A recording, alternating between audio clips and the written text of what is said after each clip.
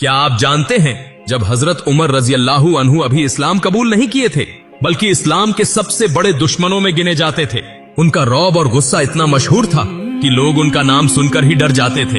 एक दिन वो बेहद गुस्से में हाथ में नंगी तलवार लेकर निकले। उन्होंने इरादा कर लिया था कि नबी करीम सल्लल्लाहु अलैहि वसल्लम को शहीद कर देंगे। वो तेजी से इसी इरादे के साथ जा रहे थे।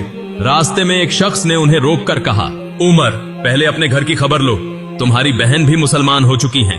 ये सुनते ही हजरत उमर रजी अल्लाहु अन्हु का गुस्सा और बढ़ गया और वो तुरंत अपनी बहन के घर पहुंच गए। घर के अंदर कुरान की तिलावत हो रही थी।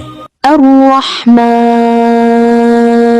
उन्होंने जोर से दरवाजा खोला और गुस्से में अपनी बहन और बहनोई को मारने लगे।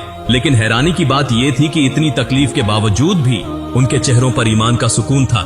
ये मंजर देखकर हजरत उमर रजी अल्लाहु अन्हु के दिल में एक सवाल उठा, आखिर ये कैसा दीन है, कैसी ताकत है इसमें। उन्होंने कहा, मुझे वो कलाम दिखाओ।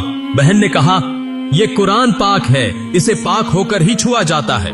हजरत उमर रजी अल्लाहु अन्हु ने वुजू किया, फिर कुरान उठाया और सूरह ताहा पढ़ना शुरू किया। जैसे ही वो इस आयत तक पहुंचे, बेशक मैं ही अल्लाह हूँ, मेरे सिवा कोई माबूद नहीं, तो मेरी ही इबादत करो। यही वो लम्हा था, कुरान के अल्फाज सीधे उनके दिल में उतर गए।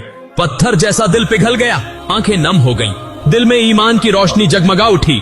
फौरन उठे और सीधे नबी करीम सल्लल्लाहु अलैहि वसल्लम की खिदमत में पहुंच गए। वहां पहुंचकर उन्होंने कलमा पढ़ा और इस्लाम कबूल कर लिया। ये खुशी का ऐसा लम्हा था कि मुसलमानों ने जोर से नाराए तकबीर बुलंद किया, जिसकी गूंज खानाए काबा तक जा पहुंची। और यूं इस्लाम का एक सख्त दुश्मन इस्लाम का सबसे बड़ा सिपाही बन गया।